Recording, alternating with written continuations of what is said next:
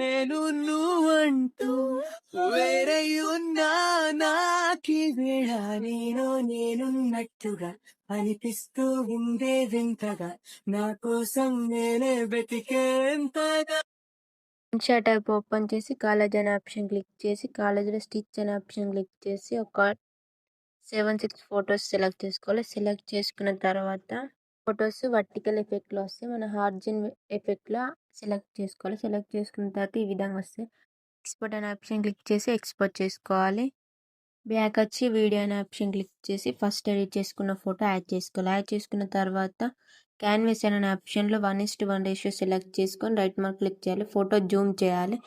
Zoom చేసి music అనే option click చేసి మ్యూజిక్ యాడ్ చేసుకోవాలి. యాడ్ చేసుకున్న తర్వాత ఫొటోస్కి కీ యానిమేషన్ యాడ్ చేయాలి. స్టార్టింగ్ ఒక కీ యానిమేషన్, ఎండింగ్ ఒక కీ యానిమేషన్ యాడ్ చేసి ఎండింగ్ కీ యానిమేషన్ దగ్గరికి వచ్చి ఫోటోని లెఫ్ట్ సైడ్ మూవ్ చేయాలి. మూవ్ చేసిన తర్వాత ఇలా వస్తుంది వీడియో. చూపిస్తా చూడండి.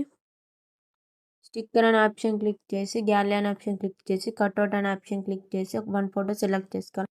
బ్యాక్గ్రౌండ్ రిమూవ్ అయిపోతుంది. రిమూవ్ అయిపోయిన తర్వాత అవుట్లైన్ సెలెక్ట్ చేసుకోవాలి. నేను లాస్ట్లో పింక్ అవుట్లైన్ సెలెక్ట్ చేసుకున్నా.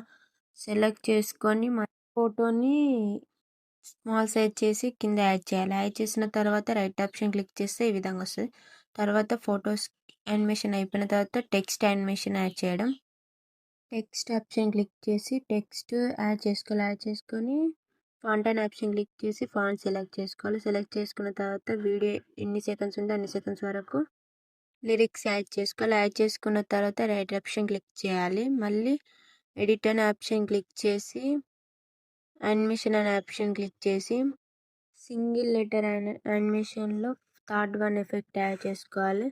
ప్రతి లిరిక్స్కి ఎండింగ్ వరకు ఇలా యానిమేషన్ యాడ్ చేసుకోవాలి. వీడియో నచ్చితే లైక్ చేయండి, షేర్ చేయండి, సబ్స్క్రైబ్ చేయండి. ఎక్స్పోర్ట్ ఆప్షన్ క్లిక్ చేసి ఎక్స్పోర్ట్ చేసుకోండి.